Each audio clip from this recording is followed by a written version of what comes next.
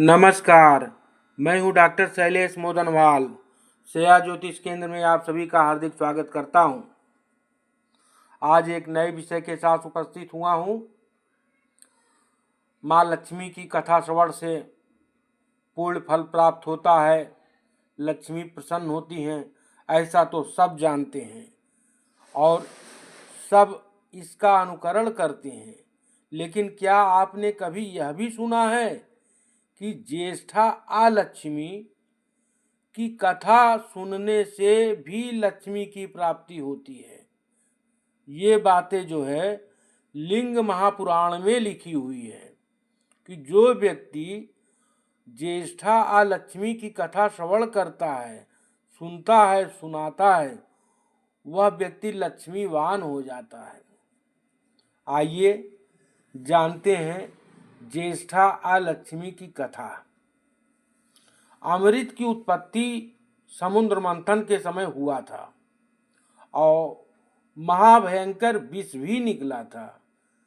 तो विष निकलने के पश्चात जो है समुद्र मंथन से पहले ज्येष्ठा अलक्ष्मी उत्पन्न हुई, ऐसा सुना गया है। उसके अनंतर विष्णु भार्या लक्ष्मी पद्मा का अवतरण हुआ था, आविर्भूत हुई। तब लक्ष्मी के विवाह से पूर्व दूसरा नामक विप्यर्थिने से उस अशुभा ज्येष्ठा के साथ विवाह हुआ और वे लोग विचरण करने लगे। जिस स्थान पर विष्णु शिव के नाम के उद्घोष तथा वेद ध्वनि होती थी, वहां अलक्ष्मी भयातुर होकर अपने दोनों कान बंद कर इधर उधर भागती थी। तो ज्येष्ठा का यह व्यवहार देखकर उनके पति मुनि दूसरा उद्विग्न हो उठे और वन में जाकर घोर तपस्या करने लगे।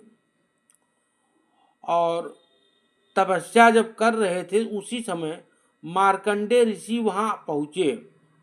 मार्कंडेय ऋषि को प्रणाम करके उन्होंने पूछा, हे महामुने, मेरी पत्नी मेरे साथ रह नहीं पा रही है और उसका जो आचरण है, दोनों कान बंद करके इधर उधर भाग रही है, बताइए हम कहाँ रहें? तो उनके इस प्रश्न का उत्तर देते हुए मार्कंडेय ऋषि बोले, जहाँ नारायण के भक्त, वेद मार्ग का अनुसरण करने वाले रुद्र भक्त, महात्मागण तथा अनंत गोविंद वासुदेव रुद्र शिव शंकर माधव अच्युत आदि भगवान नामों का उच्चारण होता हो, जिस घर में स्वाहाकार और वखटकार होता हो, सामवेद की ध्वनि होती हो, जिनके घर में अग्निहोत्र तथा शिवलिंग का पूजन होता हो, वासुदेव तथा भगवती अंबिका की मूर्ति विराजमान हो, जहाँ लोग पूजा पाठ में संलग्न हो, जहाँ लोग अपने नित्य कर्म में तत्पर रहते हो, वहाँ कदापि आप प्रवेश न करें। दूसरा बोले, हे मुनिश्रेष्ठ, आप ऐसा स्थान बताएं जहाँ हम प्रवेश कर सकें।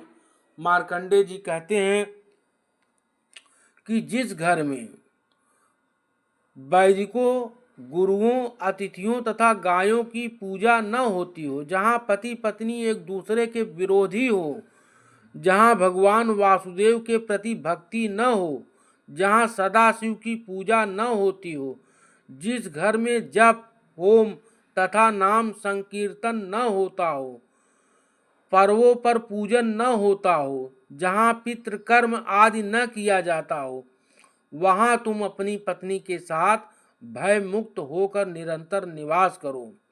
इसके अतिरिक्त मार्कंडेय मुनि जी 6वें अध्याय में कुछ वृक्षों और पौधों का वर्णन करते हुए कहते हैं कि जहाँ कांटेदार वृक्ष, पलाश, आक, अजमोदा आदि के वृक्ष हों, वहाँ तुम अपनी भार्या सहित निवास करो। जो अज्ञानी लोग अकेले ही पका हुआ अन्न खाते हैं, स्नान आदि नियमित कर्म में से विहीन रहते हैं, जो स्त्री शौचाचार से विमुख हो, देह शुद्धि से रहित हो तथा भक्षाभक्ष पदार्थों के भक्षण में तत्पर रहती हो, जो मनुष्य मद्यपान में संलग्न रहते हों, मांस भक्षण में तत्पर रहते हों, पराई स्त्री में आसक्त रहते हों, जो लोग नित्य कर्म तथा रुद्र भक्ति से विमुख हों, वहाँ उनके घर में तुम अपनी भार्या सहित प्रवेश करो। तो इस प्रकार लिंग महापुराण में ये लिखा है, जो मनुष्य इस अलक्ष्मी वृत्तांत को पढ़ता है अथवा सुनता है और दूसरे को सुनाता है, वह पाप रहित होकर लक्ष्मीवान हो जाता है और शुभ गति को प्राप्त करता है। तो आज के लिए इतना ही, फिर मिलेंगे अगले वीडियो में, तब तक के लिए नमस्कार।